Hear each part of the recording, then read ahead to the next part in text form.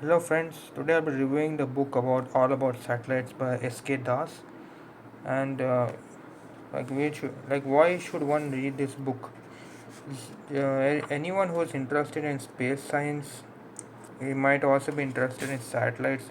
But this is a very good book. I mean, it is like a good introduction to satellites, the principles regarding it, the Kepler's laws and all other laws, apogee, perigee that we study in physics to understand how satellites work. And so it has also been written by S.K. Das, who was the advisor to ISRO. And the next thing, like, from where should we get this book? You can get it any major retailer like Amazon, Flipkart, or directly from ISRO's website. Also, you can go and get.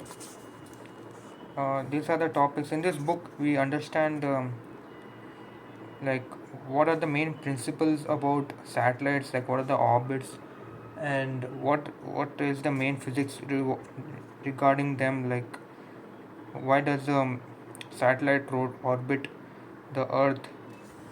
So might have heard about the earth's natural satellite moon. So that concepts, all these things, physics and all has been understood over here. And in this part, it like tells about the life cycle of life cycle of a satellite, and in the last part it tells India's contribution to it.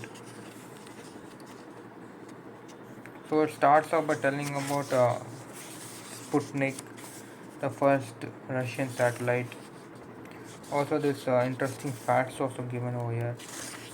Whatever it has been given by beautiful diagrams in order to understand physics concepts needs to be understood as well. So all the things, the history of the space, everything, the terminologies, all has been given over here. So this book is really good.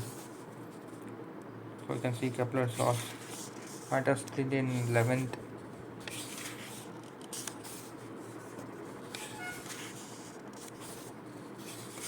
Yes, and another thing is that I would like to say is all means the concepts of all the satellites are the same. Whether take the geostationary satellites or the telecommunication satellites or any kind of satellites, the concept of their making is the same.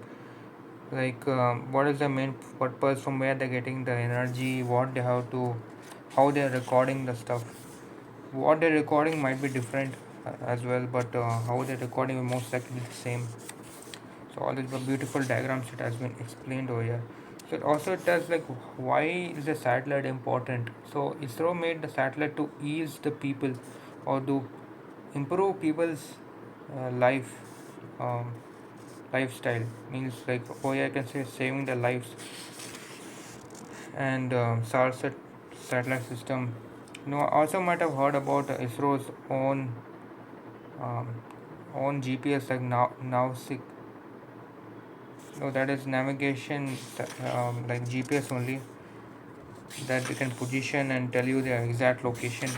It is not so much developed about than like the Google's GPS, but it's still like indigenous technology that you might be able to use.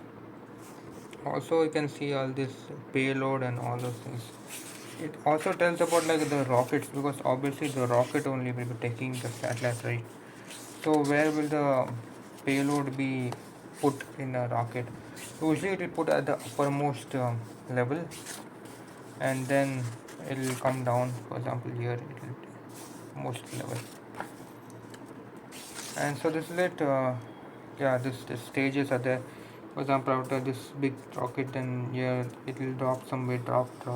Then here at the end you will get the payload, which will be the satellite that will go deposit in one certain space. Even if they are not deposited by using thrusters, they'll put it into perfect orbit.